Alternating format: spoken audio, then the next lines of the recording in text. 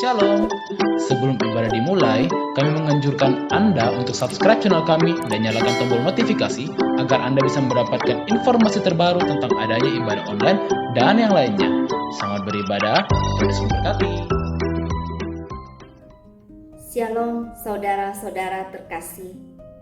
Saya mengajak saudara memperhatikan beberapa hal sebelum mengikuti ibadah online Gereja Kristen Kalam Kudus Makassar.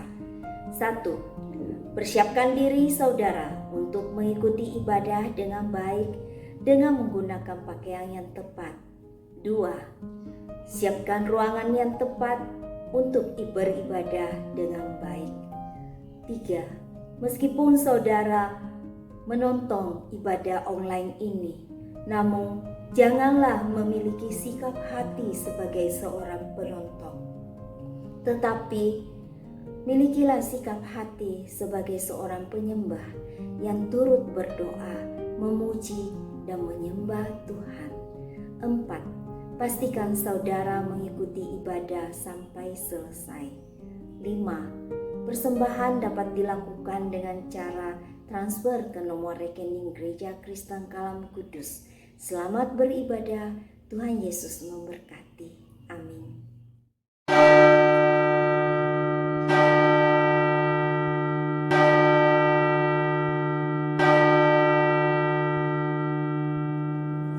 Saudara yang dikasihi Tuhan, selamat pagi. Kita bersyukur kita bisa beribadah kembali di hadapan Tuhan. Mari kita sama-sama bangkit berdiri, kita mempersiapkan hati kita.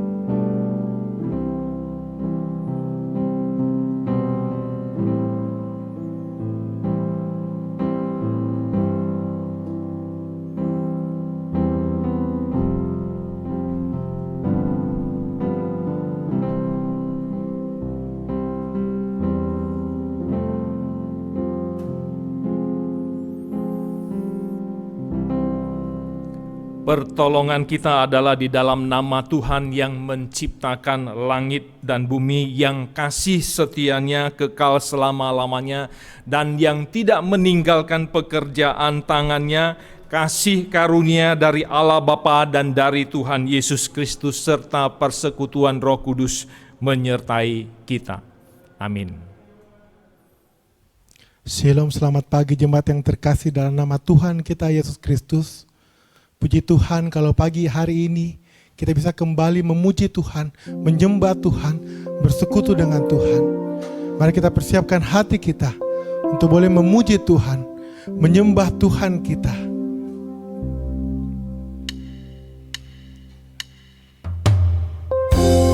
Engkau sungguh terlalu baik bagi setiap kami Tuhan. Pagi ini kami datang, kami mau memuji dan menyembah Engkau hari ini ya Tuhan. Engkau layakkan hati kami untuk layak memuji Engkau, menyembah Engkau ya Tuhan. Sebab hanya Engkaulah juru selamat kami yang hidup, dan hanya pada-Mu lah kami mau menaikkan segala pujian kami. Thank you Jesus.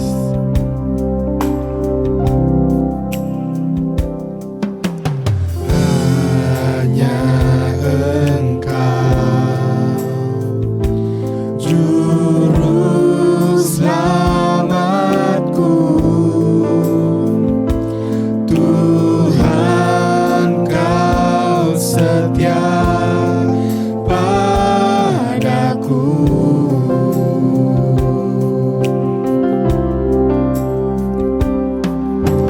Yang ku pegang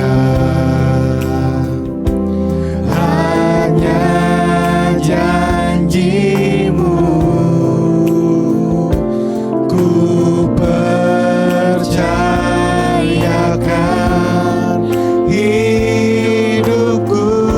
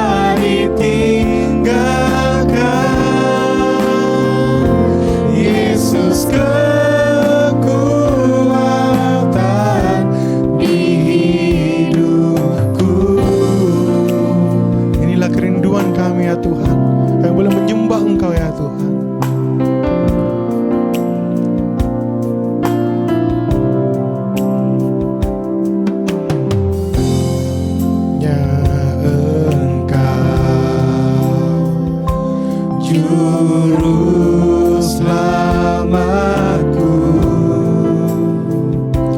Tuhan Kau setia padaku.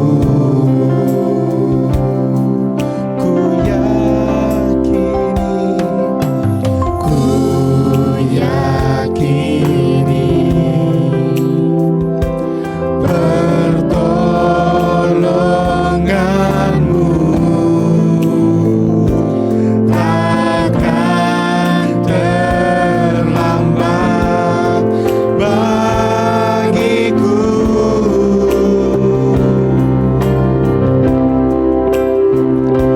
Ku sembah Kau Allahku, Bapa dan sahabatku, Kau yang pedulikan seluruh hidupku.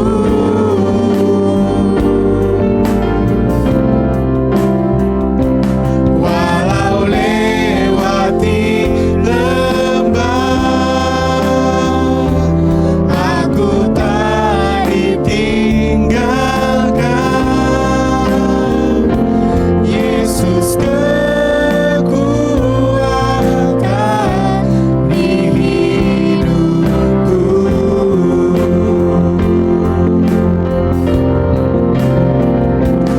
Ku sembah Kau Allahku, ku sembah Bapa dan sahabatku, Kau yang pedulikan seluruh hidupku.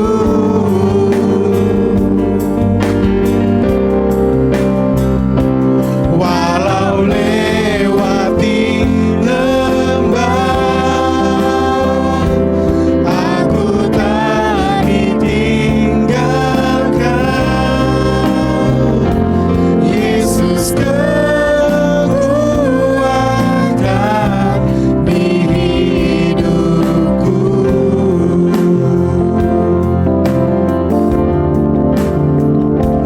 Yesus kekuatan di hidupku.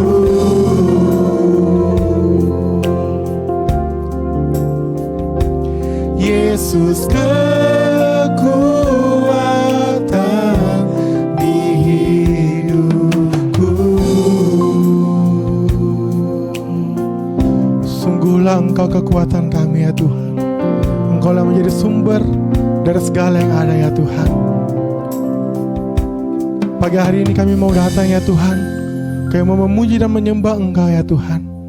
Kiranya Engkau layakkan dan kuduskan hati setiap kami yang datang kepadamu ya Tuhan. Biarlah segala pujian kami, segala penyembahan kami mempermuliakan nama-Mu ya Tuhan, menyenangkan hati-Mu ya Tuhan. Terima kasih Tuhan buat kebaikan-Mu di dalam hidup kami ya Tuhan. Engkau yang telah mati bagi kami ya Tuhan, dan menyelamatkan setiap kami ya Tuhan. Terima kasih ya Tuhan. Hanya di dalam nama-Mu kami berdoa. Amin. Tiba saatnya kita akan mengikrarkan pengakuan iman rasuli. Pengakuan iman rasuli. Aku percaya kepada Allah, Bapa yang Maha Kuasa, Khalik langit dan bumi, dan kepada Yesus Kristus anaknya yang tunggal Tuhan kita, yang dikandung dari Roh Kudus, lahir dari anak darah Maria, yang menderita sengsara di bawah pemerintahan Pontius Pilatus, disalibkan, mati dan dikuburkan, turun ke dalam kerajaan maut, pada hari yang ketiga, bangkit pula dari antara orang mati, naik ke surga, duduk di sebelah kanan Allah, Bapa yang Maha Kuasa, dan dari sana ia akan datang untuk menghakimi orang yang hidup dan yang mati. Aku percaya kepada Roh Kudus, gereja yang kudus dan am, persekutuan orang-orang kudus, pengampunan dosa, kebangkitan tubuh, dan hidup yang kekal. Amin. Silakan duduk. Saya tahu setiap kita punya masalah masing-masing. Setiap kita punya pergumulan masing-masing. Tapi mari kita serahkan segala pergumulan kita bersama dengan Tuhan. Sebab kita tahu Allah turut bekerja di dalam segala sesuatu untuk mendatangkan kebaikan bagi setiap kita yang mengasihi Dia, yaitu bagi kita yang terpanggil sesuai dengan rencana Tuhan. Apapun yang terjadi hari ini, mari kita terus serahkan kekuatan kita hanya daripada Tuhan kita. Mari kita terus memuji Dia, sebab kesetiaannya besar di dalam setiap kita.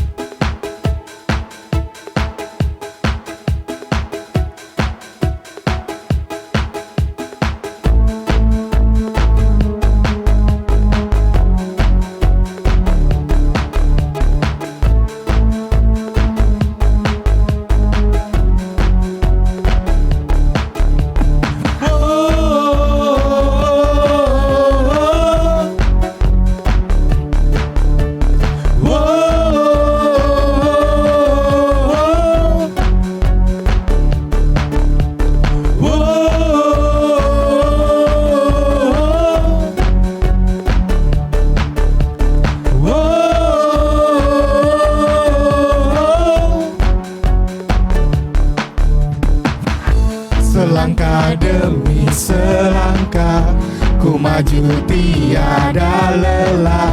Sekalipun ku berjalan dalam lembah kekelaman, ku tak takut, ku tak gentar, semua musuh gemetar.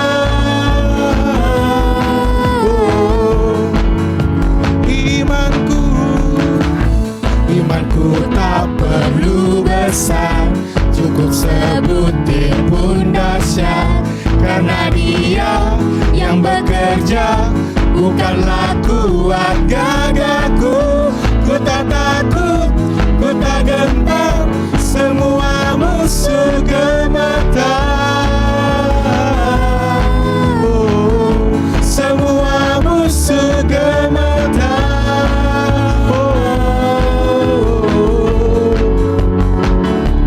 Yesus, Tuhan, Engkau yang selalu bekerja di dalam hidupku dan telah menjadi kuatku.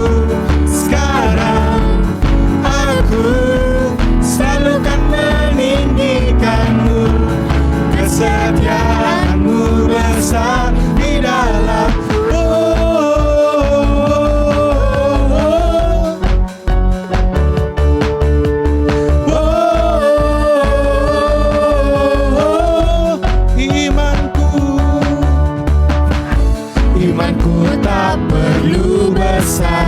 Cukup sebutir pun dahsyat. Karena Dia yang bekerja, bukanlah kuat gagahku. Ku tak takut, ku tak gentar, semua musuh gemetar. Semua musuh gemetar.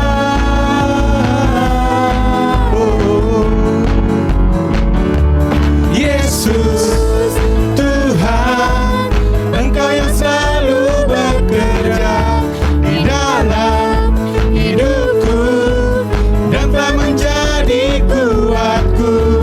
Sekarang aku selalu kan meninggikanmu, kesetiaanmu besar.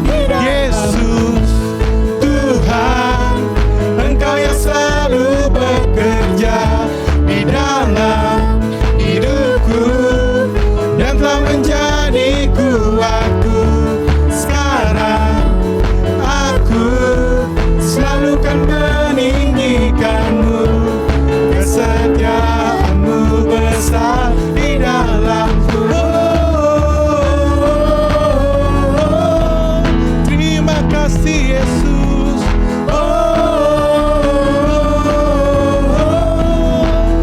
Sekali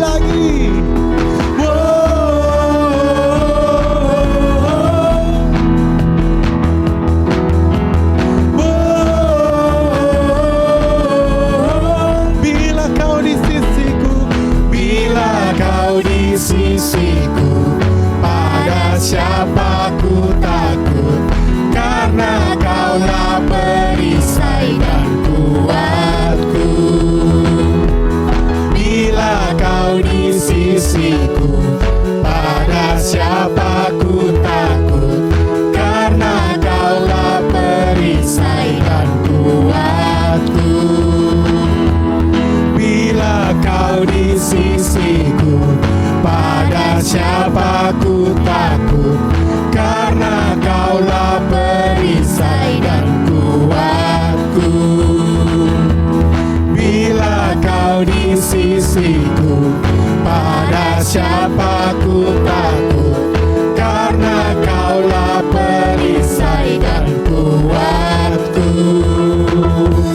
Yesus Tuhan, Engkau yang selalu bekerja di dalam hidupku dan telah menjadi kuatku. Sekarang aku selalu kan meninggikanmu, kesetiaan-Mu besar. Yesus Tuhan, Engkau yang selalu bekerja di dalam hidupku dan telah menjadi kuatku. Sekarang aku selalu kan meninggikanmu, kesetiaan-Mu besar di dalam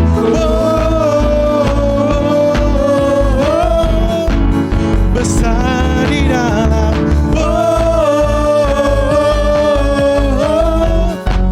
Kau besar.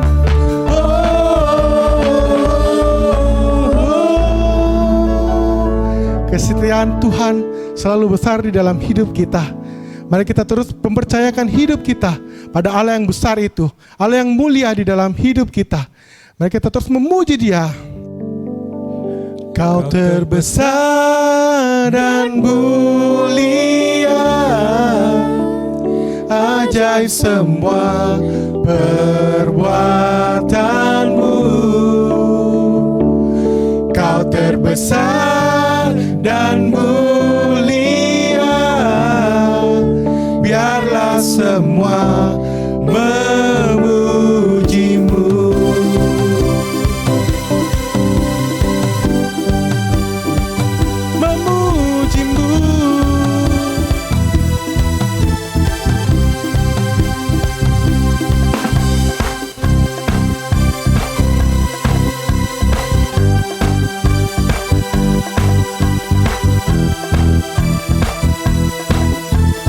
Segenap hati aku memuji Tuhan, segenap hati aku memuji, segenap jiwaku bernyanyi, karena Roh-Mu ada dalamku, Tuhan.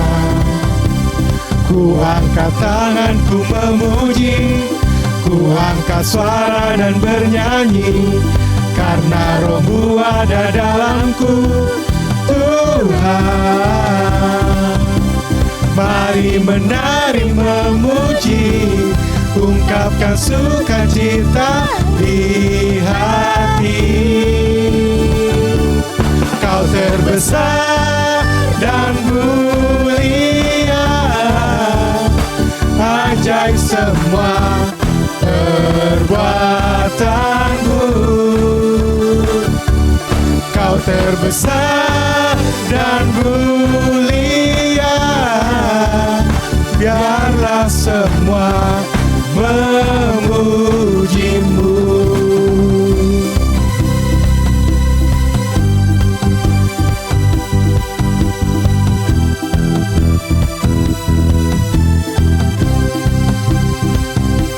Segenap hati aku memuji, segenap jiwaku bernyanyi, karena Roh-Mu ada dalamku, Tuhan.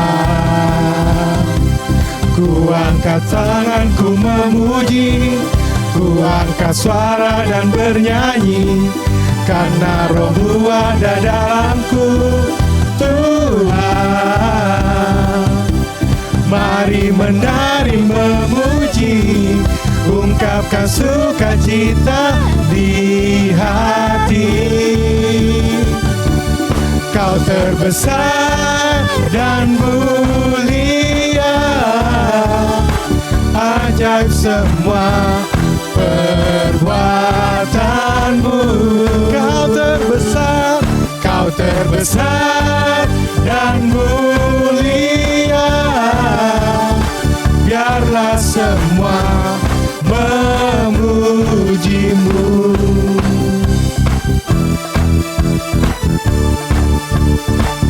Memujimu,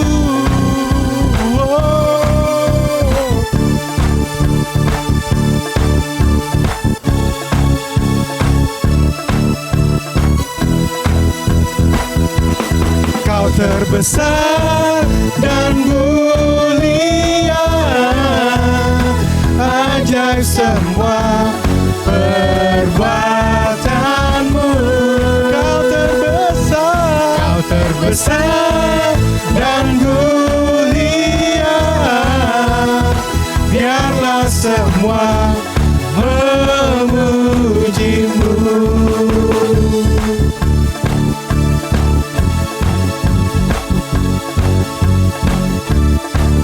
Biarlah segala yang bernafas memuji Tuhan kita, meninggikan Tuhan kita. Dan biarlah hidup kita boleh persembahkan kepada Tuhan. Percaya akan janji Tuhan di dalam hidup kita. Sebab Dialah Allah yang dahsyat dan janjinya tidak pernah Ia ingkari bagi setiap kita. Mari kita terus percaya akan janji Tuhan. Sebab tidak ada ketakutan dan kekhawatiran di dalam janjinya. Dan biarlah hidup kita boleh tidak takut, boleh tidak gentar, sebab kita tahu Tuhan sanggup memulihkan kita.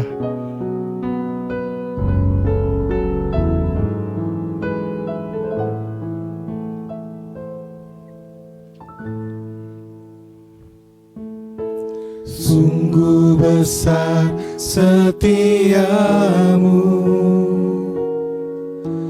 Kau nyatakan bagiku. Kau Bapa yang selalu mengerti isi hatiku. Kemuliaan-Mu Kau janjikan, aku tetap percaya. Ku percaya janji-Mu ajaib, terukir dalam kehidupanku. Ku berserah di dalam kekuatan-Mu. Ku percaya.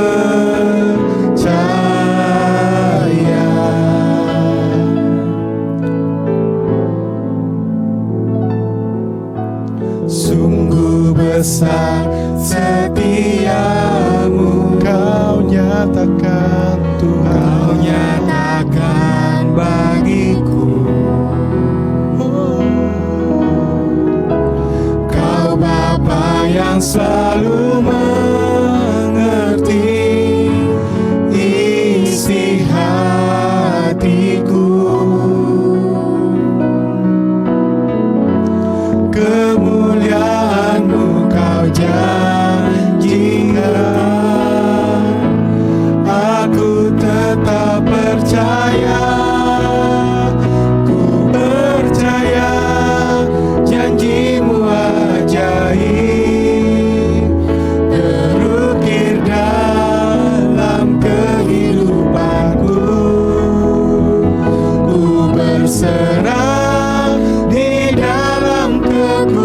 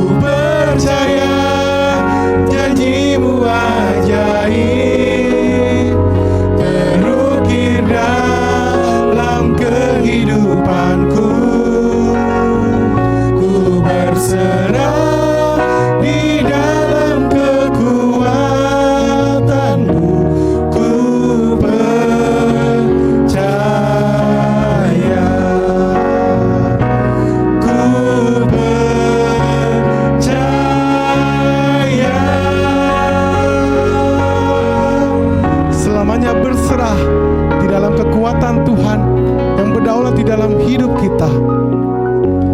Firman Tuhan pagi ini dibawakan oleh Pendeta James.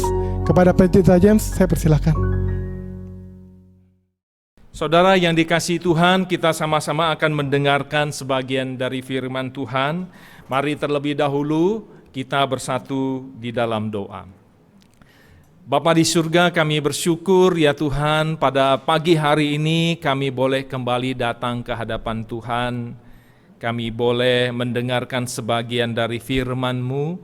Tuhan, tolong kami, siapkan hati kami seperti tanah yang subur. Ketika firman-Mu ditaburkan, firman-Mu ini boleh bertumbuh dan berbuah ya Tuhan.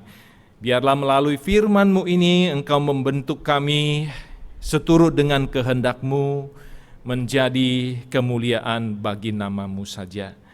Dan berkati hamba-Mu dengan segala kekurangannya, biarlah Engkau yang menyempurnakan segala sesuatu, dan biarlah Roh Kudus-Mu yang boleh memakai dia dan juga untuk semua jemaat yang mendengarkan, supaya firman Tuhan ini boleh sungguh memberkati kami semua.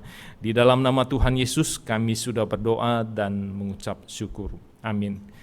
Saudara yang dikasihi Tuhan, 2 minggu yang lalu kita sudah sama-sama mempelajari tentang Tuhan Yesus mengalahkan kuasa alam, yaitu dengan memberi makan orang banyak dengan 5 roti dan 2 ikan. Dan setelah itu, 1 minggu yang lalu, kita juga belajar tentang Tuhan Yesus yang kembali mengalahkan kuasa alam dengan melakukan mujizat berjalan di atas air. Satu kisah yang sangat luar biasa yang saya percaya memberkati kita semua. Saudara yang dikasihi Tuhan, kita melihat gambar yang sudah ada. Nah, di sana dituliskan ya Bethsaida Julias ya, di sanalah Tuhan Yesus melakukan mukjizat memberi makan 5.000 orang laki-laki atau puluhan ribu orang. Lalu kemudian dari Bethsaida Julias, Tuhan Yesus berdoa di atas bukit dan dia membiarkan murid-muridnya untuk menaiki perahu, lalu kemudian mau menyeberang ke Genesaret. Saudara, di tengah danau itulah terjadi mukjizat meredakan angin ribut. Nah, pada pagi hari ini kita akan melanjutkan Tuhan Yesus dan murid-muridnya berada di kota Genesaret. Saudara yang dikasihi Tuhan, Injil Matius dan Yohanes mencatat hal yang sama seperti Injil Markus, bahwasanya Tuhan Yesus mengalahkan kuasa alam itu berturut-turut dari 5 roti dan 2 ikan, lalu kemudian juga meredahkan angin ribut. Saudara yang dikasihi Tuhan, pertanyaannya adalah apakah ini adalah sebuah kebetulan Tuhan Yesus melakukan mukjizat mengalahkan kuasa alam secara berturut-turut? Saudara, saya percaya tidak, ya, bukan sesuatu kebetulan dan tidak ada sesuatu yang kebetulan bagi Tuhan. Tuhan Yesus merancangkan, dengan sengaja merancangkan hal itu supaya apa? Supaya para murid mengerti jati diri dia yang sesungguhnya. Itulah yang penting, saudara yang dikasihi Tuhan. Karena kalau kita masih ingat di dalam Markus 6 ayat 52, di sana dicatat ketidakmengertian para murid setelah mujizat 5 roti dan 2 ikan tersebut. Di sana dituliskan, sebab sesudah peristiwa itu, ya, roti itu mereka belum mengerti dan hati mereka tetap degil. Jadi saudara, dengan perbuatan mukjizat 5 roti 2 ikan yang begitu luar biasa itu, para murid masih belum mengerti siapa jati diri Tuhan Yesus yang sebenarnya. Oleh sebab itulah Tuhan Yesus merancangkan mukjizat mengalahkan kuasa alam sekali lagi yang begitu luar biasa, saudara, supaya mereka itu benar-benar mengerti siapa pribadi guru mereka tersebut. Saudara, Tuhan Yesus ketika sudah melakukan mukjizat berjalan di atas air, lalu kemudian saudara dia merancangkan supaya murid-murid bisa belajar sesuatu yang akan dia lakukan, sesuatu yang murid-murid bisa saksikan di Nazaret nanti, saudara. Saudara, Tuhan Yesus merasa perlu merancang hal ini supaya murid-murid itu sungguh mengerti siapa jati diri dia yang sebenarnya. Walaupun saudara, kalau kita perhatikan di Injil yang lain, ketika mukjizat berjalan di atas air itu, akhirnya murid-murid mengakui bahwa Yesus adalah anak Allah. Saudara, saya percaya mengakui Yesus sebagai anak Allah itu bukan sesuatu yang sangat mudah, ya. Oleh sebab itu, itulah yang menjadi keinginan kehendak dari Tuhan Yesus supaya para murid mengerti jati diri dia sebagai anak Allah. Nah, itu kejadian luar biasa berjalan di atas air itu, ya. Inilah yang Tuhan Yesus sungguh inginkan, supaya para murid itu memiliki pengenalan, saudara, dan juga pengakuan dan kepercayaan yang benar, yang lebih lengkap dibanding dengan orang lain yang bukan murid. Saudara yang dikasihi Tuhan, apakah saudara dan saya itu sungguh mengenal Yesus sebagai anak Allah? Ini pertanyaan yang penting sekali buat kita. Saudara, mengenal Yesus sebagai anak Allah berarti mengakui Yesus sebagai Allah yang sejati, bukan Allah kecil seperti yang diajarkan oleh saksi Yehova. Saksi Yehova mengatakan Yesus hanya Allah yang kecil, dia tidak sederajat dengan Allah Bapa. Saudara, pengajaran iman kita tidak seperti itu. Yesus adalah anak Allah, itu berarti Yesus itu sederajat dengan Allah. Nah, saudara yang dikasihi Tuhan, jangan hanya mengenal Yesus itu sebagai anak Yusuf. Jangan hanya mengenal Yesus sebagai anak tukang kayu. Jangan hanya mengenal Yesus sebagai anak Maria, dan jangan hanya mengenal Yesus sebagai anak Daud, tetapi kita harus lebih tinggi mengenal Yesus, yaitu sebagai anak Allah. Saudara, kita akan mencapai pengenalan yang benar jika kita mengakui Yesus sebagai anak Allah atau sebagai Allah itu sendiri.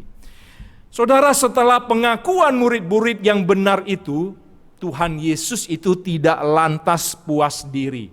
Oleh sebab itu tadi saya bilang, dia merancangkan sesuatu di kota Nazaret itu, satu kejadian yang luar biasa untuk para murid itu bisa lebih mengerti lagi dan memantapkan pengenalan mereka dan kepercayaan mereka kepada Tuhan Yesus. Oleh sebab itu, saudara, kejadian yang di Nazaret itu adalah satu kejadian yang luar biasa. Saudara, apa yang terjadi di kota Genesaret, ya, bukan Nazaret, ya, di kota Genesaret. Saudara, mari kita baca, ya, Markus pasal 6 ayat 53 sampai 56. Saudara yang dikasihi Tuhan, di sana firman Tuhan menulis, setibanya di seberang, Yesus dan murid-muridnya mendarat di Genesaret dan berlabuh di situ. Ketika mereka keluar dari perahu, orang segera mengenal Yesus, maka berlari-larilah mereka ke seluruh daerah itu dan mulai mengusung orang-orang sakit di atas tilamnya kepada Yesus. Di mana saja kabarnya ia berada, kemanapun ia pergi, ke desa-desa, ke kota-kota, atau ke kampung-kampung, orang meletakkan orang-orang sakit di pasar dan memohon kepadanya supaya mereka diperkenankan hanya menjamah jumbai jubahnya saja, dan semua orang yang menjamahnya menjadi sembuh. Saudara, kejadian luar biasa di kota Genesaret ini, saudara dan saya akan memahaminya dengan benar kalau kita sungguh-sungguh menyimak firman Tuhan ini. Saudara, mari kita lihat gambar, ya. Saudara bisa lihat di sana ada provinsi Galilea, di sana ada danau Galilea, ya. Genesaret itu di bawah Kapernaum. Saudara, Genesaret itu masih berada di provinsi Galilea dan terletak di dekat danau, ya, pantai Danau Galilea. Ini masih daerah orang Yahudi, saudara. Nah, luas kota Genesaret itu menurut para ahli sekitar 7,5 km persegi. Ya, kalau kecamatan Panakukang itu 2,5 kali lebih luas dari kota Genesaret, saudara. Nah, jarak dari kota Kapernaum ke kota Genesaret itu nggak jauh, hanya 5 km saja. Seperti dari gereja kita mau ke kota Panakukang itu jaraknya sekitar 5 kilometer saja. Saudara, kemungkinan besar di kota Genesaret tidak ada rumah ibadatnya. Kenapa, saudara? Sebab Markus dan Matius yang menuliskan tentang kejadian di Genesaret ini tidak mencatat ada rumah ibadat, ya. Dan tidak mencatat juga seperti biasanya Tuhan Yesus kalau dia di kota-kota dia akan masuk ke rumah ibadat dan dia akan mengajar di sana. Tidak dicatat juga seperti itu, saudara. Dan juga tidak ditemukan info di luar Alkitab bahwa kota Genesaret itu ada rumah ibadatnya. Kemungkinan tidak ada, ya. Mungkin juga karena dekatnya kota Genesaret dengan kota Kapernaum yang hanya jaraknya 5 km saja, saudara. Mungkin dirasa tidak begitu perlu, ya, ada rumah ibadat di kota Genesaret karena orang-orang Genesaret itu bisa ke Kapernaum karena jaraknya itu tidak jauh. Jadi kalau mereka mau beribadah, mereka bisa beribadah di rumah ibadat kota Kapernaum. Saudara, walaupun di kota Genesaret itu tidak ada rumah ibadahnya, itu tidak membuat kepercayaan orang-orang Genesaret itu kalah daripada orang-orang lain di kota lain yang ada rumah ibadatnya, ya, seperti di Kapernaum ada rumah ibadat dan di Nazaret ada rumah ibadat. Orang-orang Genesaret itu tidak kalah iman kepercayaan mereka dengan orang-orang Kapernaum dan Nazaret. Saudara, mereka justru memiliki iman yang lebih besar dari orang-orang di Kapernaum dan Nazaret yang memang ada rumah ibadatnya. Saudara, kita bisa lihat perbuatan-perbuatan orang Genesaret, ya, ketika Yesus datang ke kota mereka. Yang pertama itu mereka berlari-lari ke seluruh daerah itu, ayat 55. Lalu kemudian yang kedua mereka mengusung orang-orang sakit, ayat ke-55 juga. Lalu kemudian yang ketiga memohon kepada Yesus untuk menjamah jumbai jubahnya saja. Ayat yang ke-56. Saudara, 3 perbuatan ini adalah perbuatan luar biasa dari orang Genesaret, saudara. Ketika mereka melihat Yesus datang ke kota mereka, itulah perbuatan luar biasa mereka. Yang pertama, mari kita renungkan, saudara, perbuatan luar biasa dari orang-orang Genesaret, yaitu berlari-lari ke seluruh daerah itu. Ayat 55. Mungkin saudara bertanya, apa sih luar biasanya berlari-lari, ya? Apakah orang-orang yang sebelumnya itu di kota lain nggak melakukan hal yang seperti itu? Saudara, mari kita perhatikan, ini sesuatu yang menarik, ya. Nah, dalam bahasa aslinya, saudara, kata kerja ini hanya ditulis 1 kali di dalam kitab Injil, ya, dan juga tidak ada ditulis di dalam kitab selain Injil di dalam Perjanjian Baru. Jadi hanya ditulis 1 kali, ya, di dalam kitab Injil. Ini artinya apa, saudara? Markus mau menyatakan bahwa perbuatan orang-orang Genesaret itu tidak terjadi pada orang-orang yang ada di kota lain sewaktu Yesus datang ke kota mereka. Alasannya apa, saudara? Yang pertama, karena banyaknya orang-orang Genesaret yang melakukan hal yang sama melebihi daripada orang-orang yang ada di kota-kota lain. Kita bisa lihat buktinya di ayat 55 dan sampai 56 ya. Di mana saja kabarnya ia berada, kemana pun ia pergi, ke desa-desa, ke kota-kota, ke kampung-kampung. Ini artinya apa, saudara? Baik itu di desa, di kota, di kampung-kampung, banyak orang yang berlari-lari, saudara, karena tahu Yesus datang dan mereka mau melakukan sesuatu. Nah, itulah yang tidak terjadi di kota-kota lain. Di kota lain mungkin ada, tetapi tidak sebanyak orang orang Genesaret yang melakukan hal tersebut. Nah, saudara, saya ingat sekali, saya punya kesan yang mendalam sekali waktu saya tiba di kota Malang, saudara. Saudara, kalau hari Minggu, saudara bisa melihat ya di jalan-jalan itu hari Minggu pagi itu jarang kendaraannya. Yang banyak itu adalah orang-orang berjalan kaki yang membawa Alkitab, saudara. Yang membawa Alkitab ke gereja. Saudara, seumur hidup saya, sebelum saya menginjakkan kaki di Malang, saya tidak pernah melihat satu kejadian yang seperti itu. Tidak pernah. Dan itu membawa kesan tersendiri buat saya. Begitu banyak orang yang melakukan hal itu. Saudara, seperti itu jugalah saya percaya orang-orang Genesaret itu banyak sekali yang melakukan hal yang sama, melebihi yang ada di kota-kota lain. Kemudian yang kedua, saudara, menurut tradisi orang Yahudi, ya khususnya orang Yahudi atau orang-orang di Timur Tengah sana, berlari itu adalah sesuatu tindakan yang kalau bisa itu jangan dilakukan. Kenapa? Karena berlari itu dianggap merendahkan atau memalukan orang yang melakukannya. Alasannya apa, saudara? Mengapa seperti itu? Nah, saudara yang dikasihi Tuhan, kalau orang Yahudi Timur Tengah itu kan pakai baju seperti long dress gitu ya, saudara ya. Jadi kalau mereka mau lari, mereka harus mengangkat jubah mereka sampai ke lutut. Supaya mereka itu bisa berlari dan tidak tersandung. Nah, karena mereka mengangkat jubah mereka sampai ke lutut, kaki mereka itu kelihatan. Dan bagi mereka, kaki mereka yang kelihatan itu, itulah yang merendahkan mereka. Itulah yang memalukan mereka, saudara.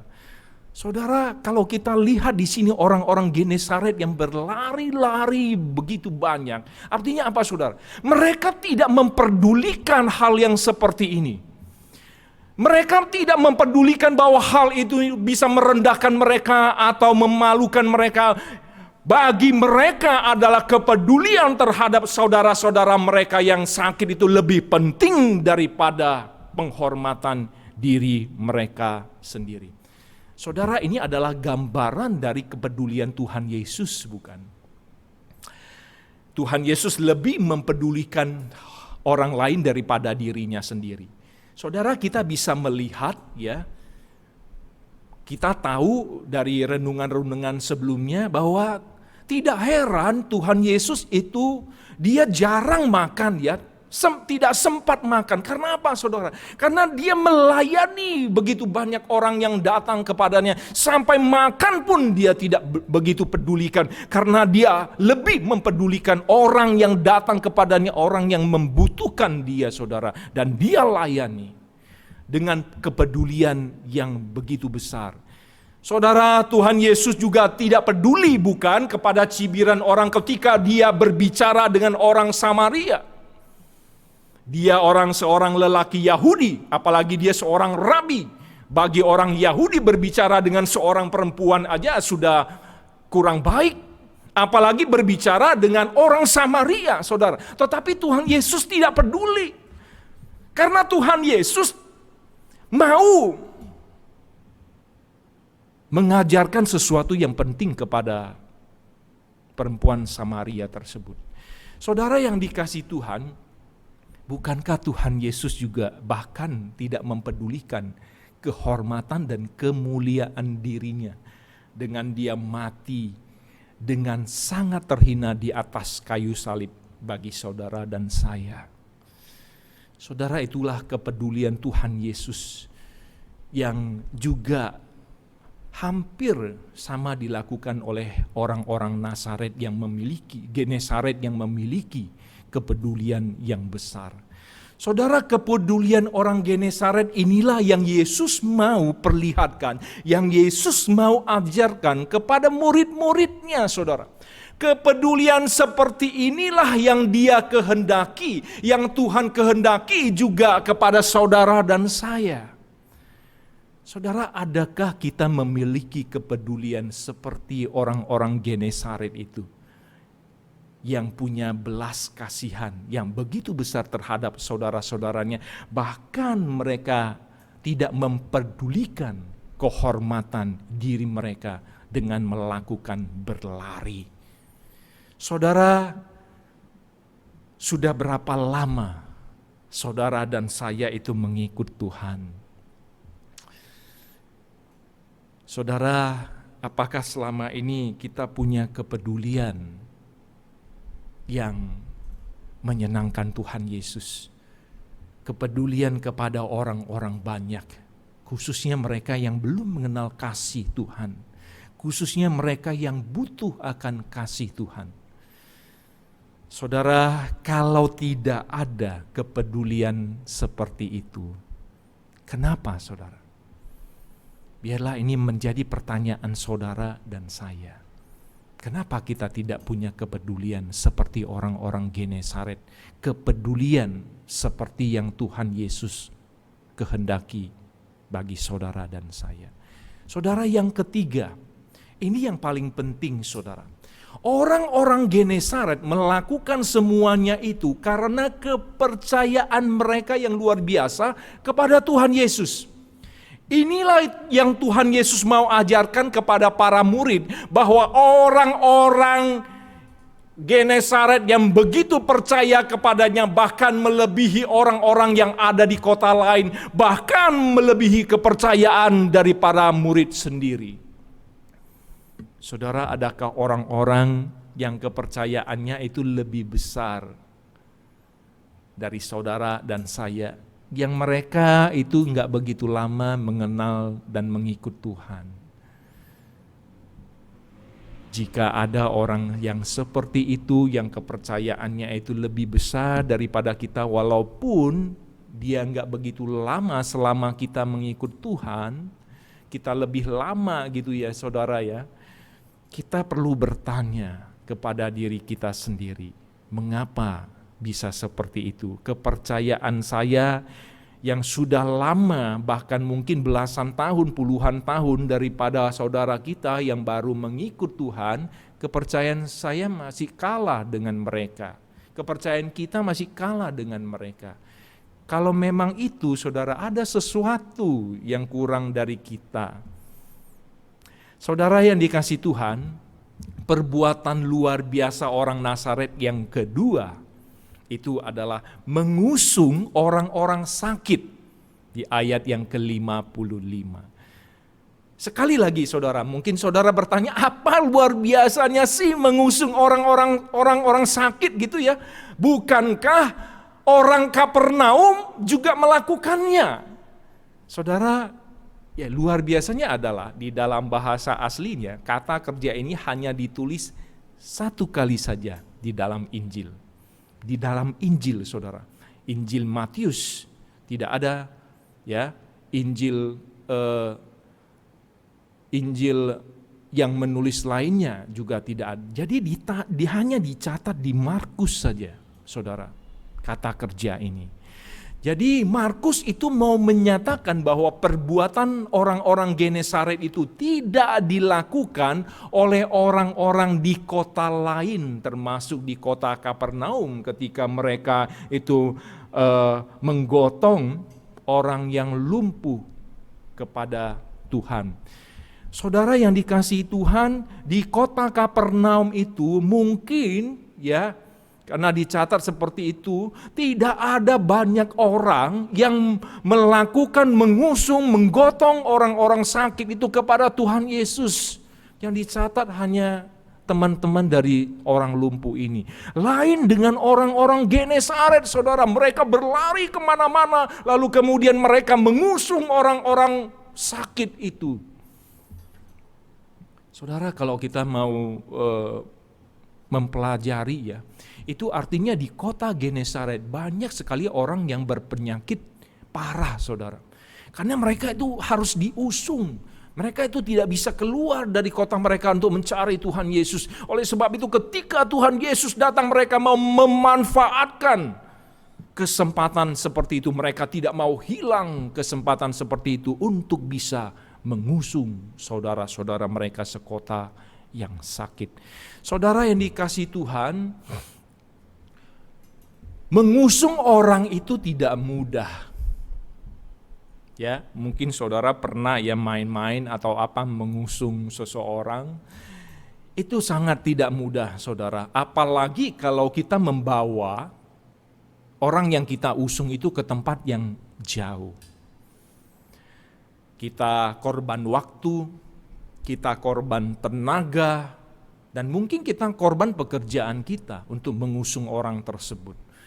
Ya, mungkin ada korban-korban yang lain lagi, pengorbanan-pengorbanan lain lagi yang tidak bisa disebutkan. Saudara, orang-orang Nazaret melakukan itu, saya percaya mereka melakukan banyak pengorbanan ketika mereka mengusung orang-orang sakit itu. Ini menyatakan bahwa belas kasihan orang Genesaret itu begitu besar, saudara.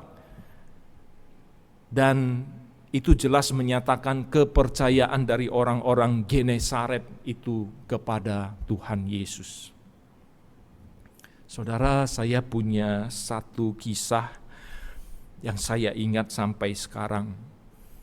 Ketika saya melayani di sebuah gereja, saudara, gereja di tempat kami sama-sama pelayanan yang saya ceritakan ini adalah kami punya program untuk mempedulikan orang-orang miskin yang bukan Kristen, saudara, bukan Kristen.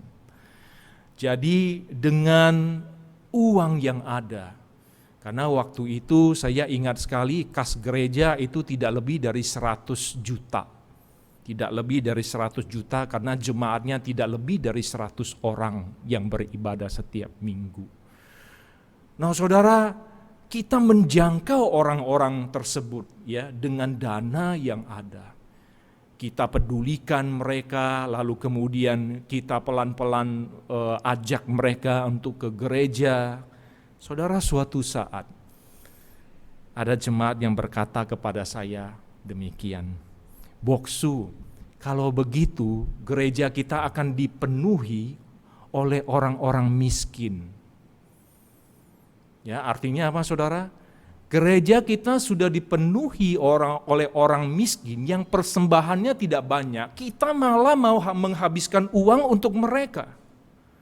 Dengan kas gereja yang tidak lebih dari 100 juta. Saudara, saya cukup sedih juga mendengar hal tersebut. Lalu kemudian saya jelaskan kepada jemaat ini. Saudara, kemudian singkat kata, Tuhan memberkati gereja ini. Dan gereja ini mau dibangun. Saudara, setelah kita hitung-hitung ya dana pembangunan itu 3 miliar waktu itu. Ya, secara perhitungan sederhana kita nggak mau bangun gereja yang sampai mewah bagaimana, 3 miliar. Jangan lupa, saudara, kas gereja itu tidak sampai 100 juta. Bagaimana bisa membangun sebuah gereja dengan dana 3 miliar? Sedangkan di gereja tersebut banyak orang non-Kristen yang masuk dan harus didukung dengan diakonia. Saudara, saya ingat sekali dana itu siapa lagi yang memberikan kalau bukan Tuhan. Gereja itu dibangun dengan dana lebih dari 3 miliar dan kas gereja 100 juta itu tetap ada. Dan sekarang gereja itu sudah berdiri dan saya dengar sampai 6 miliar. Uang dihabiskan untuk itu, bukan 3 miliar. Satu jumlah yang berlipat ganda bukan dari 3 miliar itu. Tetapi pertanyaannya adalah dari mana uang sebanyak itu, saudara? Jikalau di dalam gereja itu tidak banyak orang yang berada, tidak banyak jemaat, malah jemaat dipenuhi oleh orang-orang yang kurang berada, saudara. Siapa lagi kalau bukan Tuhan yang mencukupkan dana pembangunan gereja itu? Karena Tuhan yang mau membangun gerejanya, bukan manusia yang mau membangun gerejanya. Saudara yang dikasihi Tuhan, saya ingat sekali suatu pagi, kira-kira jam 10, datang seorang biksu ke gereja mencari saya. Mau apa biksu ini? Saudara, biksu ini mau memberikan persembahan untuk pembangunan gereja. Dan terus terang saya sangat kaget ya, seorang biksu datang ke gereja menjumpai saya hanya untuk memberikan persembahan untuk pembangunan gereja, dan dia berikan sejumlah uang jutaan.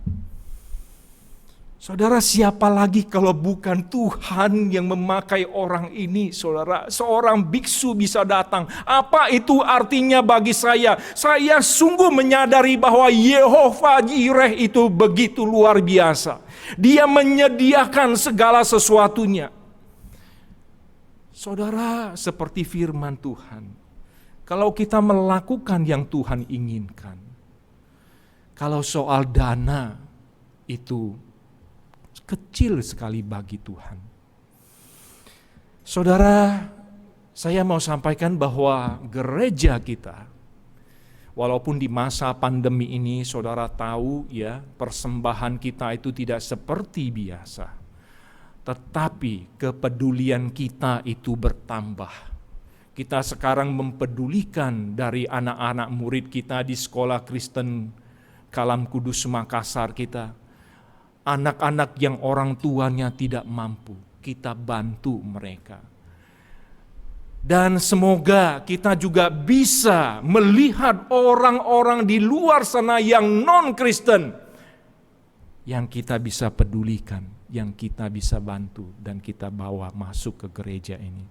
Bukankah itulah fungsinya gereja, saudara? Membawa mereka yang belum mengenal dan percaya kepada Tuhan masuk di dalam gereja ini untuk lebih mengenal dan percaya kepada Tuhan, dan lalu mereka keluar mencari jiwa-jiwa. Saudara yang dikasihi Tuhan, biarlah kita boleh sama-sama, saudara dan saya, mendoakan untuk gereja kita ini, supaya kita diberikan hati untuk kita peduli orang yang di luar sana.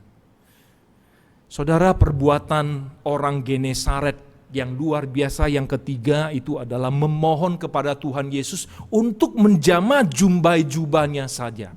Ayat 56. Apa sih luar biasanya ya? Saudara, menjamah jubah Tuhan Yesus. Bukankah perempuan yang sakit pendarahan 12 tahun di kota Kapernaum itu juga melakukan hal yang sama? Dia juga menjamah jubah Tuhan Yesus. Jadi apa luar biasanya ketika orang Genesaret menjamah jubah Tuhan Yesus? Saudara, apa jubah itu? Apa gunanya jubah? Apakah sekedar hanya hiasan jubah atau ada maknanya yang penting dari jubah itu? Mari kita lihat gambar ini. Saudara, ini adalah seorang Yahudi ya, yang dia memakai jubah, dan saudara perhatikan tanda panah yang merah itu adalah jubah. Ya.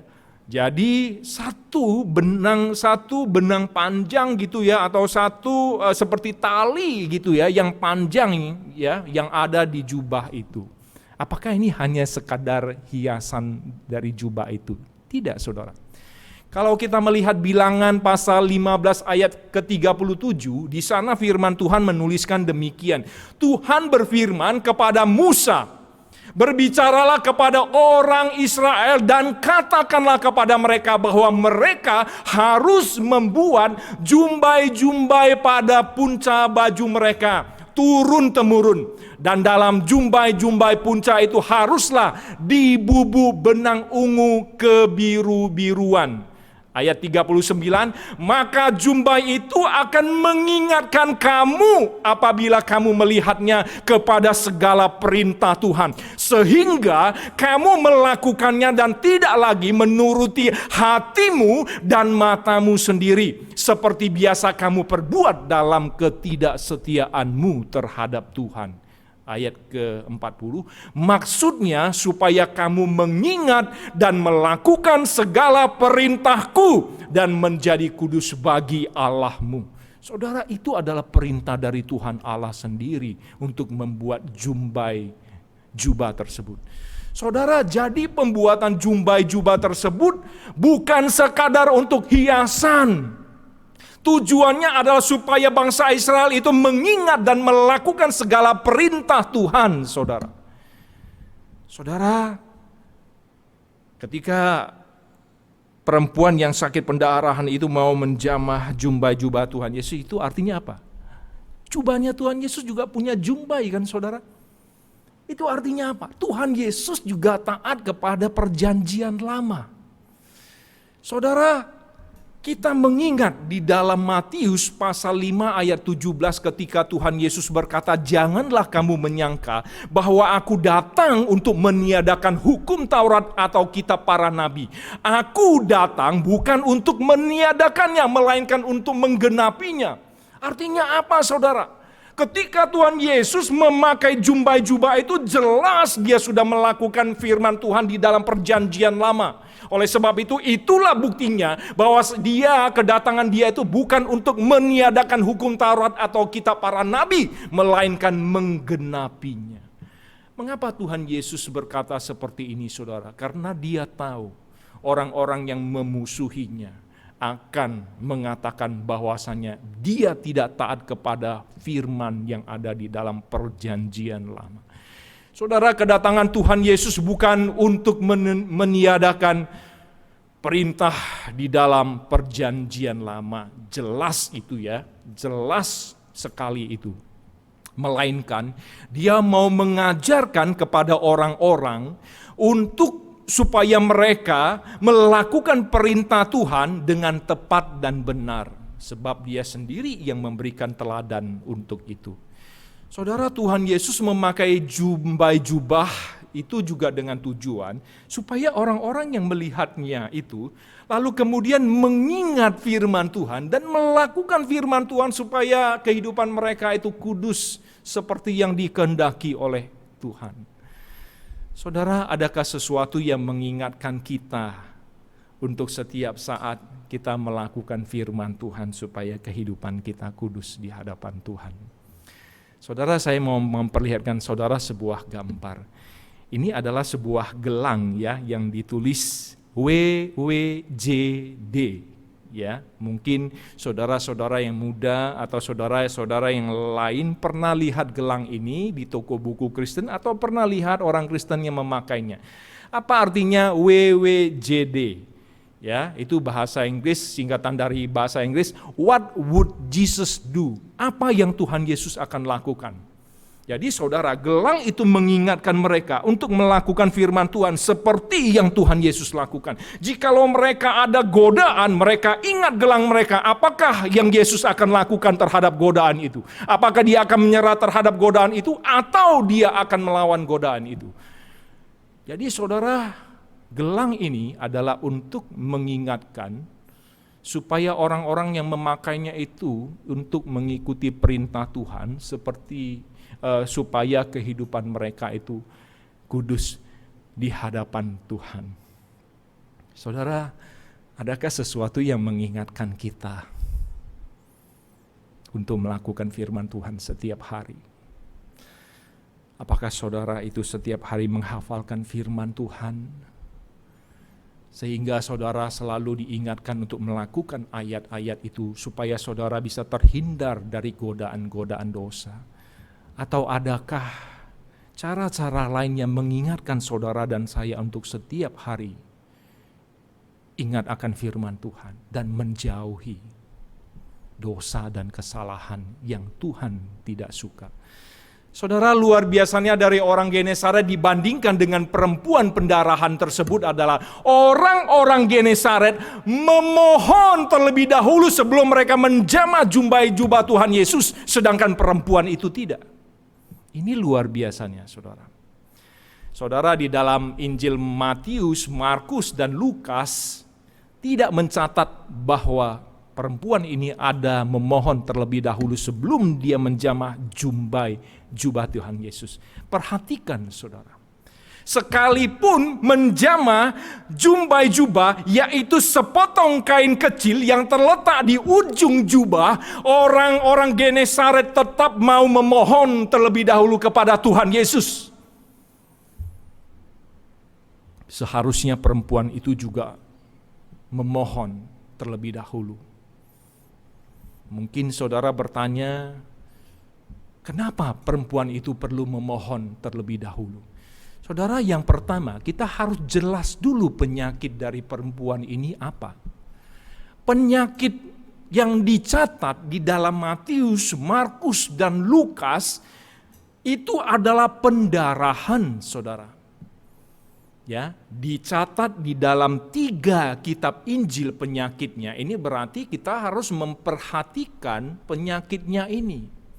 Ya, penyakitnya itu perlu diperhatikan. Penyakitnya ini perlu kita mengerti.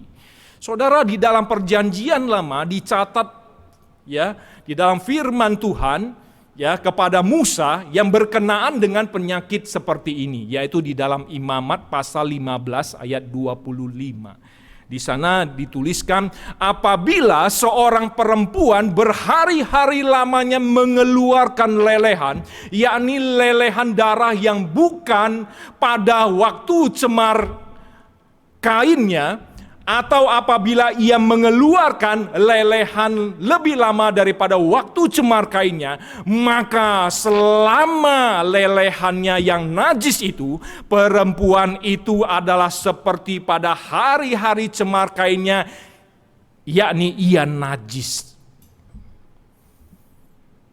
Ayat yang ke-26 ditulis di sana, setiap tempat tidur, perhatikan saudara, setiap tempat tidur yang ditidurinya selama ia mengeluarkan lelehan, haruslah baginya seperti tempat tidur pada waktu cemar kainnya, dan setiap barang yang didudukinya menjadi najis, sama seperti kenajisan cemar kainnya. Ayat ke-27, setiap orang yang kena kepada barang-barang itu menjadi najis. Saudara perhatikan, setiap barang-barang yang tadinya tersentuh oleh perempuan pendarahan itu, barang itu menjadi najis. Nah, kalau kita kena kepada barang itu, kita juga menjadi najis, saudara. Saudara, artinya kena secara tidak langsung saja sudah najis, apalagi kena langsung kepada perempuan itu.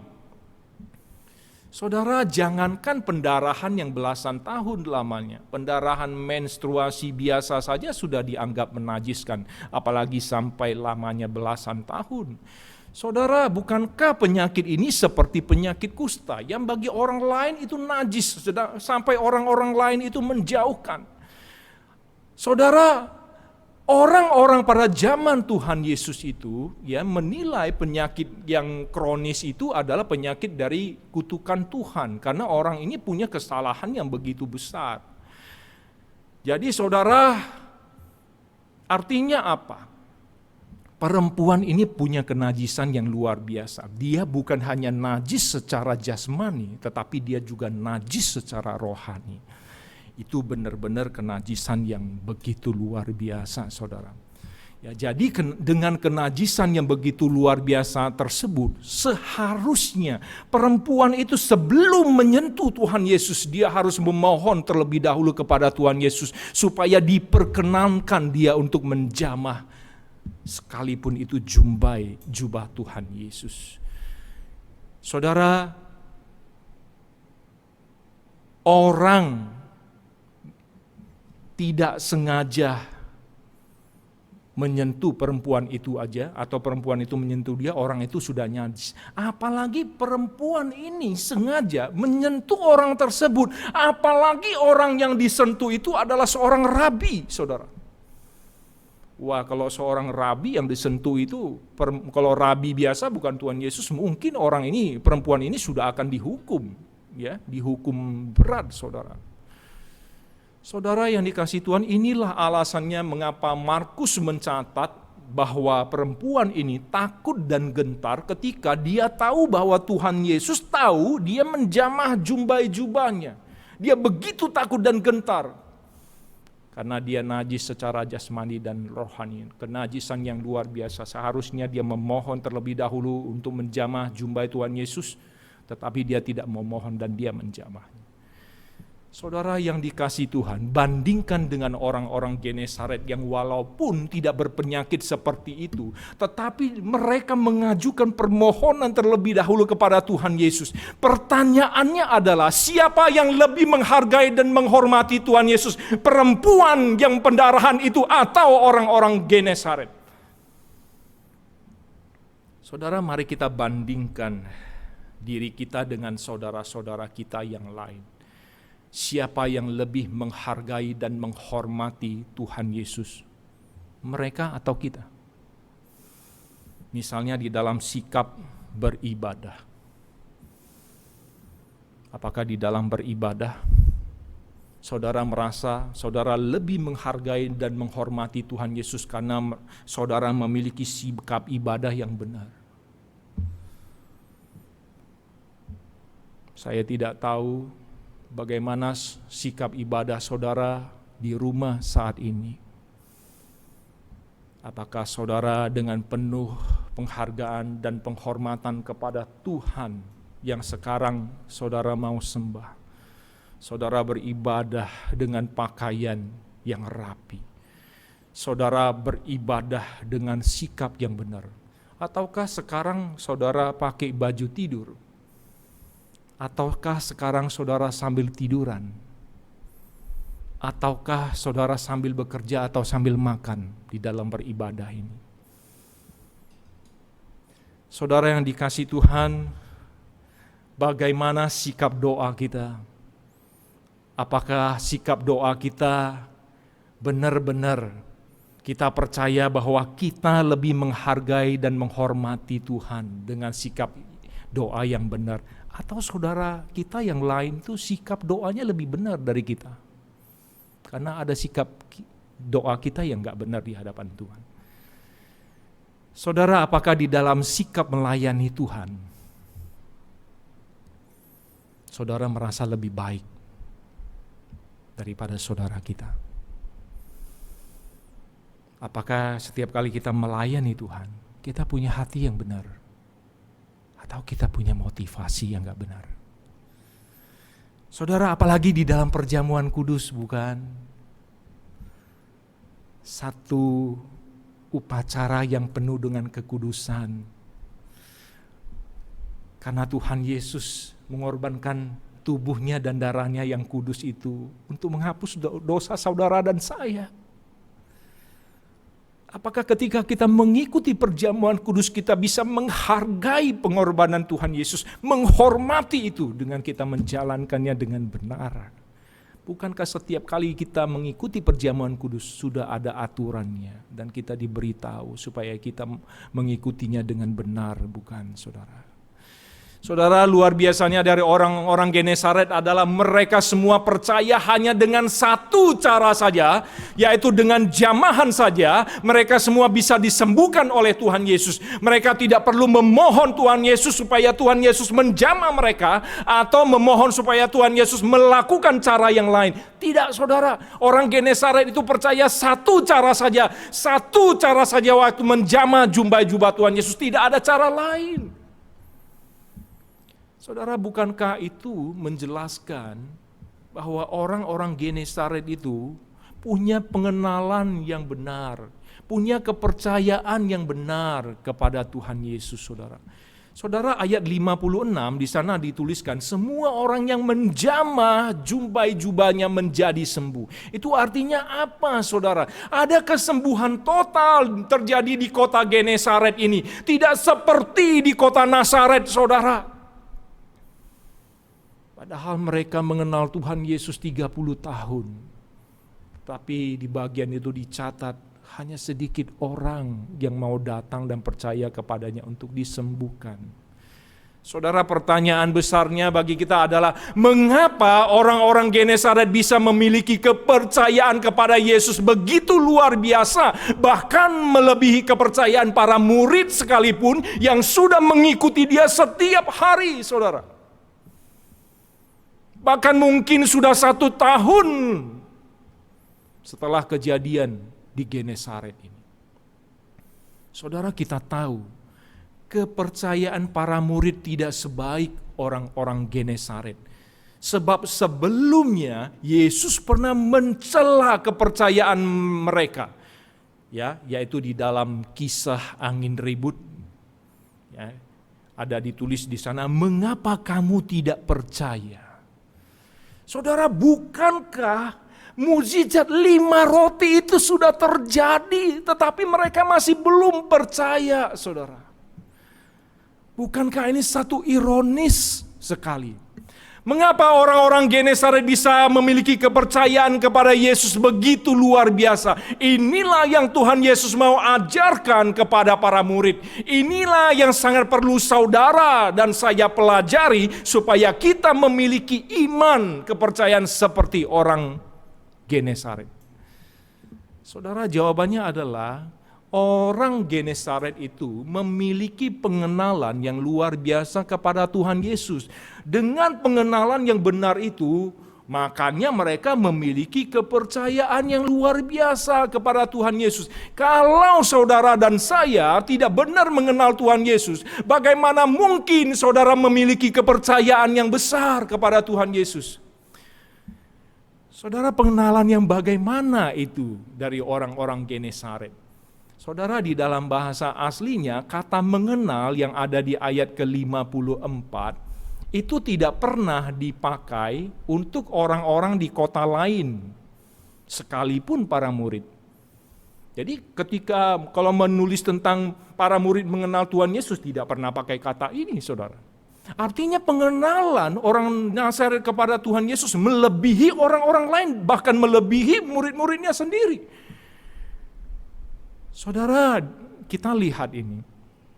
Di dalam bahasa Yunaninya, kata tahu atau kata kenal itu ada 3 tingkat, saudara. Kalau di dalam bahasa Indonesia kita hanya tahu dan kenal gitu ya. Kalau kenal itu berarti sudah lama ya, tahunya sudah lama. Kalau tahu ya sekadar tahu gitu saja. Tetapi di dalam bahasa Yunani ada 3 tingkat. Yang pertama itu adalah ginosko, ya, pengenalan yang belum lengkap, pengenalan awal. Jadi waktu kita percaya mengikut Tuhan Yesus, inilah pengenalan kita, saudara, ginosko. Pengenalan awal, pengenalan yang belum lengkap. Dan pengenalan ginosko ini karena dia belum lengkap, dia harus berkelanjutan. Pengenalan itu harus terus dilakukan, pengenalan itu harus bertumbuh, saudara. Dan pengenalan ginosko ini adalah pengenalan yang membangun relasi dengan Tuhan. Kalau saudara dan saya tidak membangun relasi dengan Tuhan, bagaimana pengenalan kita itu bisa bertumbuh, saudara? Kita harus meningkat pengenalan kita ke tingkatan yang lebih, yaitu epiginosko.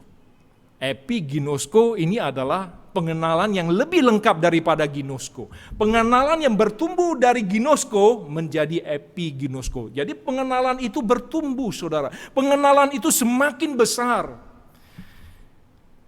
Karena pengenalan epiginosko ini juga belum lengkap, maka pengenalan itu harus berlanjut.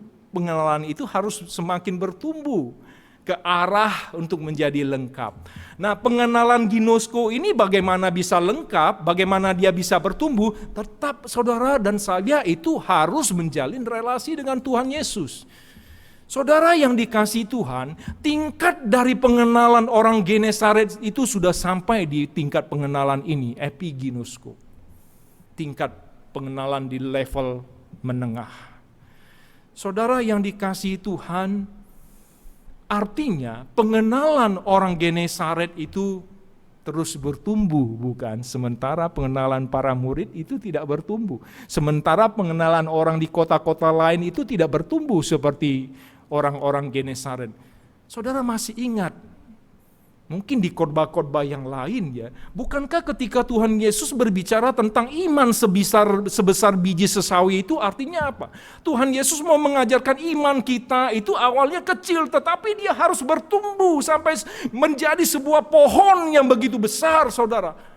Itulah yang dikehendaki Tuhan Yesus dari saudara dan saya. Iman dan percaya kita itu terus bertumbuh. Karena apa? Pengenalan kita itu semakin bertumbuh, saudara. Saudara, kemudian pengenalan yang terakhir itu oida. Ini adalah pengenalan yang lengkap, pengenalan yang sudah sempurna.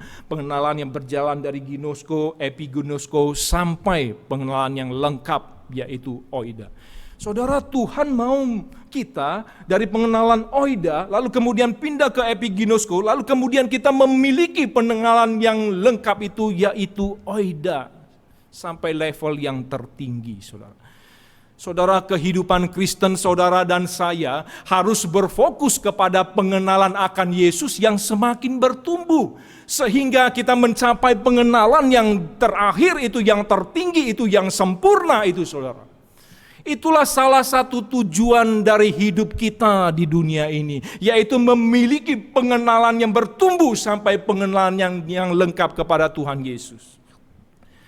Saudara mungkin pernah melihat atau mendengar kisah ini. Di tahun 2011 ada 200 pendeta di Amerika menyatakan meninggalkan Tuhan Yesus.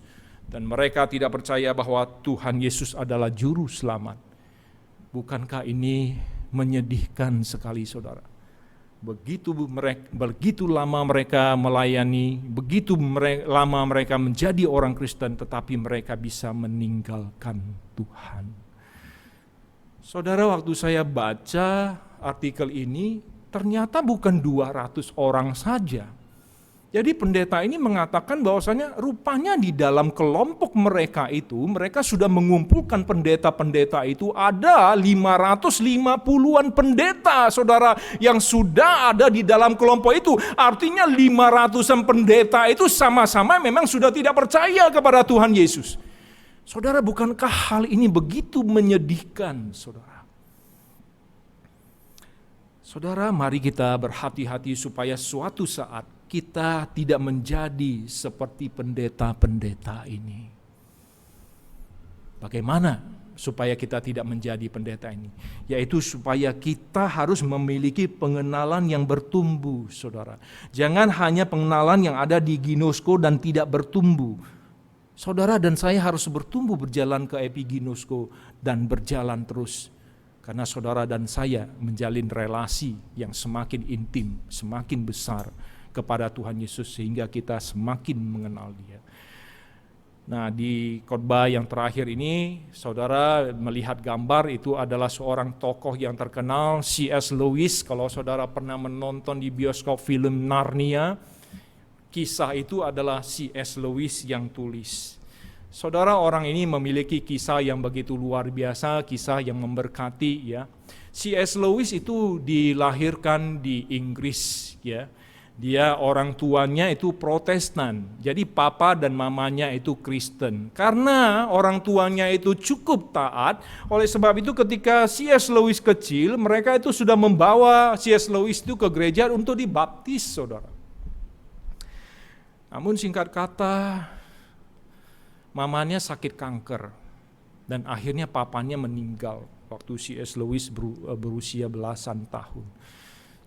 Saudara, anak ini melihat mamanya meninggal, menderita kanker, dan papanya juga meninggal, sehingga dia tidak memiliki kedua orang tuanya. Akhirnya dia bertanya kepada Tuhan, apakah Tuhan itu ada? Kalau Tuhan itu ada, mana belas kasihan Dia, mana kebaikan Dia? Kenapa orang tua saya dua-dua diambil?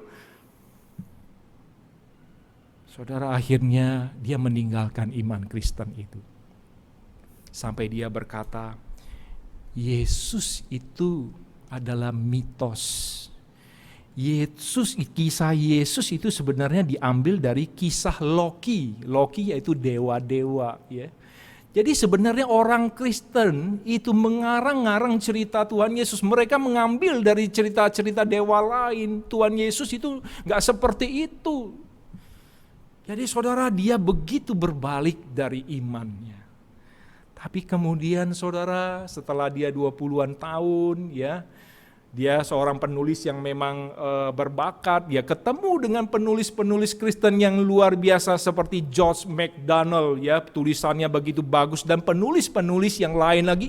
Dia melihat kok penulis-penulis yang pintar ini percaya kepada Tuhan Yesus. Kenapa dia nggak percaya kepada Tuhan Yesus? Lalu kemudian dia bertanya kepada teman-temannya itu yang dia rasa lebih pintar dari dia itu. Lalu kemudian teman-temannya itu menceritakan kepada dia, dan teman-temannya menguatkan dia supaya dia kembali lagi kepada Tuhan Yesus. C.S. Lewis mendapatkan anugerah, dia kembali lagi kepada Tuhan Yesus. Dan ketika dia kembali kepada Tuhan Yesus, saudara, sampai dia mati, dia tidak meninggalkan Tuhan Yesus. Saudara yang dikasihi Tuhan, C.S. Lewis semasa dia hidup, setelah dia percaya kepada Tuhan Yesus kembali, dari seorang ateis menjadi seorang yang taat. Karena apa? Dia belajar terus mengenal Tuhan Yesus, dia berelasi terus dengan Tuhan Yesus, sehingga dia itu memiliki pengetahuan yang lebih lengkap dan juga pengenalan yang lebih baik untuk bisa berdebat kepada orang lain, menceritakan tentang Tuhan Yesus supaya orang lain itu juga boleh percaya kepada Tuhan Yesus. Saudara, bukankah pengenalan kita itu harus seperti C.S. Lewis? Kita harus semakin mengenal Tuhan Yesus, memiliki iman yang teguh. Karena pengenalan kita bertumbuh terus seperti orang Genesaret. Saudara, mari kita berjuang terus untuk mengenal Tuhan, memiliki pengenalan yang bertumbuh, supaya iman kita ditambahkan dan kita bisa menghadapi kesusahan-kesusahan yang akan datang yang kita sama-sama tidak tahu. Mari kita bersatu di dalam doa. Bapa di surga, kami bersyukur ya Tuhan, sekali lagi Tuhan mengajarkan kami melalui orang-orang Genesaret yang memiliki pengenalan yang bertumbuh. Seharusnya itulah kami ya Tuhan, memiliki pengenalan yang bertumbuh. Dengan pengenalan yang bertumbuh itulah iman dan kepercayaan kami bisa bertumbuh. Iman kepercayaan kami bisa kuat. Dengan pengenalan yang bertumbuh itulah Tuhan, kami bisa melakukan segala sesuatu yang seperti Engkau lakukan, yang seperti Engkau perintahkan, memiliki kepedulian, memiliki belas kasihan kepada orang-orang, khususnya bagi mereka yang belum mengenal dan percaya kepada Engkau. Terima kasih Tuhan. Biarlah Engkau yang menyempurnakan firman-Mu ini menjadi berkat bagi kami semua. Di dalam nama Tuhan Yesus, kami berdoa. Saudara, mari kita tetap tundukkan kepala, kita berdoa untuk beberapa hal yang lain. Mari kita berdoa, kita bersyukur untuk saudara Irfan dan juga saudara Stefan yang sudah mengikuti kelas katekisasi sampai akhir dan juga sudah menyelesaikan ujian mereka sampai mereka lulus dan mereka berhak untuk menerima baptisan kudus. Dan saudara Irfan akan menerima baptisan kudus besok Senin tanggal 28 September. Saudara, kita sama-sama doakan untuk saudara Irfan ini. Mari kita berdoa.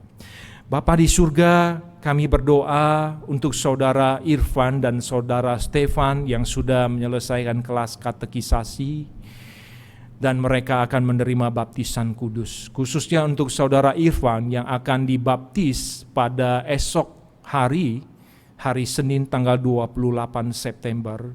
Tuhan tolong dia, karena anakmu ini dari keluarga yang tidak percaya kepada Tuhan. Dan kalau dia bisa mengenal dan percaya kepada Tuhan, inilah anugerah-Mu buat dia ya Tuhan. Dan biarlah melalui baptisannya pada esok hari, Engkau meneguhkan dia untuk tetap selalu mengikuti Tuhan dan juga terus belajar mengenal Engkau lebih dalam lagi, sehingga dia memiliki pengenalan yang bertumbuh dan memiliki iman yang semakin bertumbuh terus ya Tuhan. Dan kami juga berdoa untuk pernikahan saudara Irfan dan Queenie di bulan Oktober tanggal 17 nanti.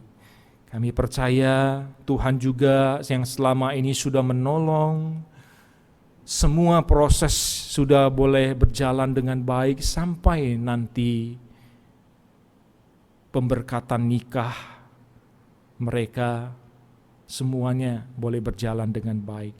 Dan Engkau berkatilah kedua anakmu ini yang membangun rumah tangga mereka, supaya rumah tangga mereka menjadi rumah tangga yang kokoh ya Tuhan di dalam iman.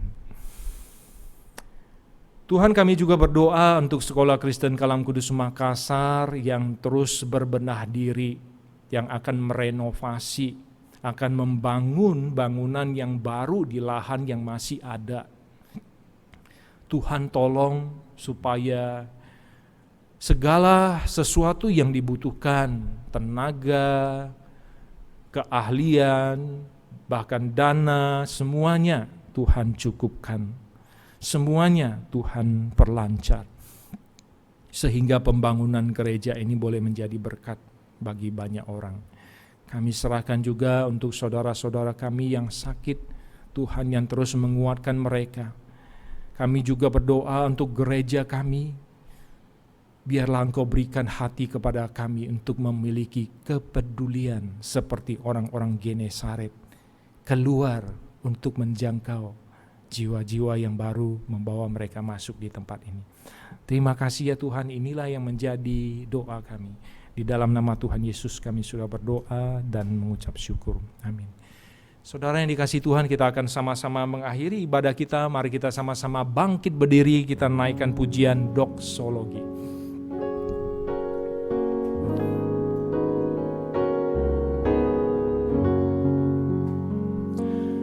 Puji Allah Bapa Putra, puji Allah Rohul Kudus, ketiganya yang esa. Pohon selamat sumber berkah.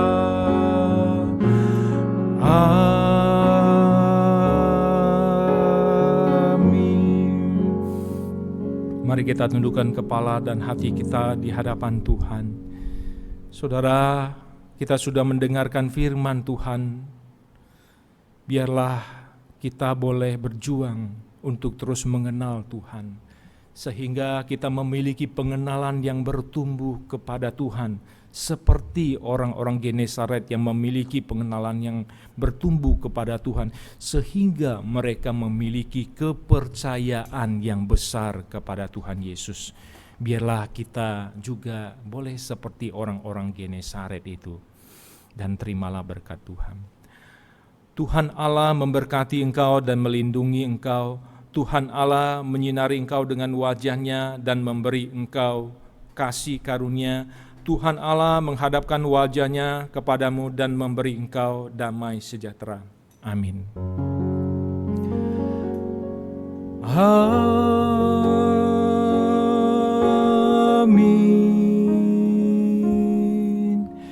Amin.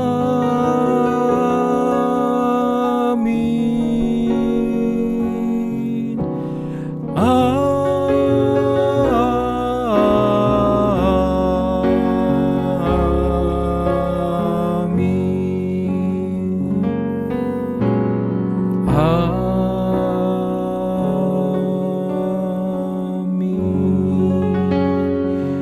Silakan duduk, saudara yang dikasihi Tuhan. Mari kita ambil waktu teduh sejenak di hadapan Tuhan.